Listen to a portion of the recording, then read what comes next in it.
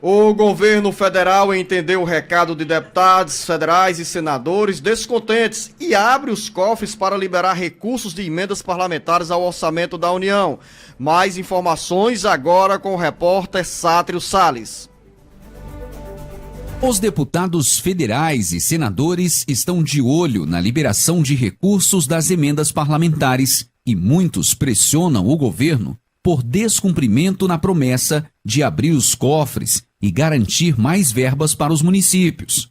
A demora na transferência dos recursos das emendas ao orçamento da União é um dos focos do descontentamento de líderes partidários com o Palácio do Planalto. A insatisfação está também entre os aliados governistas que, na votação de um decreto presidencial sobre o marco do saneamento, impuseram derrota ao governo. A inquietação nas bancadas do PDT, PP, União Brasil, PSD, Republicanos e MDB, por exemplo, fez o governo federal reabrir nesta semana o cadastro para a liberação de recursos de emendas parlamentares junto ao Ministério da Agricultura, Saúde, Cidades e Desenvolvimento Regional e ainda da Companhia de Desenvolvimento do Vale do São Francisco. As informações dos bastidores políticos apontam que muitos deputados e senadores andam irritados porque o governo prometeu liberar, no início deste ano, 13 milhões de reais em emendas de restos a pagar aos deputados de primeiro mandato e de 8 milhões de reais aos reeleitos. Como a promessa ficou na gaveta, os deputados mandaram um recado com a rejeição a trechos do decreto sobre o marco do saneamento básico e adiando também a votação do projeto de lei que trata das fake news. Para mais informações, acesse o site Ceará Agora, com informações para o Alerta Geral. Sátiro Salles. Jornalista Beto Almeida, recado entendido, são 4 meses de administração do presidente Lula, dificuldades gigantescas para a composição dessa base parlamentar com mais solidez na Câmara Federal e no Senado. E o recado de insatisfação foi dado e os deputados federais devem daqui a pouco receber respostas com essas notícias sobre a liberação de recursos para as bases eleitorais que os parlamentares representam na Câmara Federal. O presidente da Câmara dos Deputados, Arthur Lira, Luciano, que está no exterior, ele fez uma declaração reforçando exatamente esse sentimento da bancada de parlamentares que integram os partidos da base aliada ao presidente Lula. Ele disse claramente, com todas as letras, isso. O governo e o presidente Lula precisam entender que tem uma mudança substancial no Congresso Nacional em relação aos anos em que Lula foi presidente.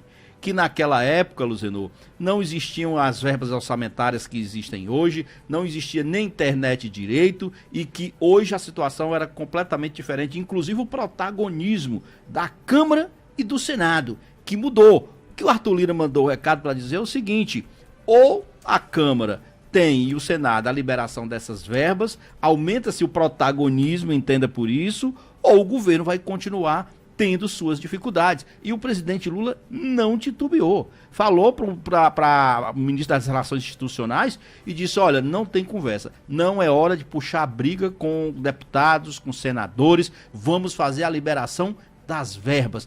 Infelizmente, é esta situação, eu digo infelizmente porque a relação aí não é tão republicana. Não se questiona aqui a liberação de emendas, não é isso. As emendas, elas estão lá, são regimentais, estão no orçamento. O que se questiona é a forma e a pressão como isso se dá. É meio chantagem. Ou tem o toma lá da cá, ou então não acontece. Me permita fazer um comentário. Você acha que quando você usa esse conceito sobre o que é republicano, o que é moral, o que é republicano, o que é moral, o que é legal, o que é decente, o que é correto, mas mesmo nessa interpretação de chantagem, também não tem um argumento importante dos próprios parlamentares quando dizem o seguinte: olha, os nossos prefeitos estão pressionando para a liberação de obras, de verbas, porque os moradores das comunidades também cobram aos prefeitos determinadas obras e serviços. Ou seja, não vem ao encontro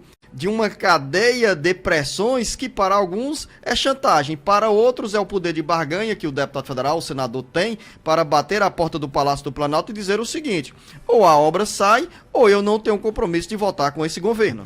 Luzenor de Oliveira, olha, vamos lá. Vamos retroceder então algum tempinho. Antes, por exemplo, do orçamento secreto, não existia também o toma lá da cá? Existia. Mas as coisas eram pelo menos dentro do regimento. Hoje o que se combate, e a gente viu a celeuma que isso causou quando veio a público, por exemplo, a existência daquela parte do orçamento que ficou chamado de orçamento secreto, em que o presidente da Câmara negociava diretamente a liberação dessas emendas para deputados da base aliada. E virou uma celeuma, um caso de intriga moral até. E o presidente Lula se colocou claramente contra isso, dizendo que ia mudar esse quadro. Vai mudar? Não vai, Luzenor. Pode-se mudar o nome, pode não ser orçamento secreto, pode ser o que você quiser, mas as emendas vão continuar sendo liberadas como uma exigência, como parte necessária da negociação para que o governo tenha respaldo no Congresso Nacional. E olha, o presidente Lula... Lembrar, Beto Almeida, que cada deputado federal, cada senador tem no orçamento da União,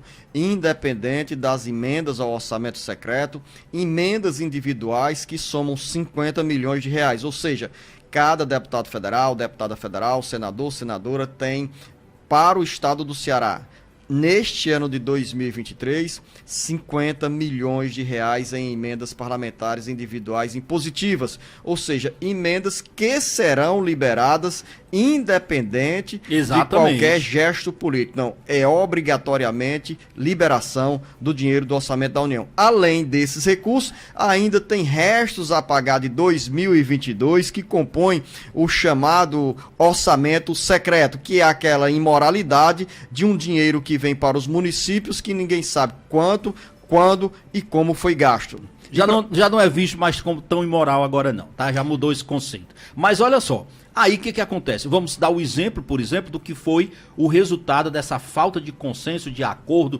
entre a liberação dessas emendas e a falta de apoio do governo federal no Congresso. É que na semana passada o presidente Lula acabou tendo 2 vetos dele derrubados naquela questão do saneamento, do marco legal de saneamento. Aí agora o governo quer mudar essa história. E isso porque na semana que vem está previsto essa votação exatamente da parte do Senado. E aí o governo espera que com essa nova conversa, com esse novo entendimento, ele consiga reverter a derrubada desses vetos na questão da mudança que ele pretende fazer no marco legal de saneamento básico.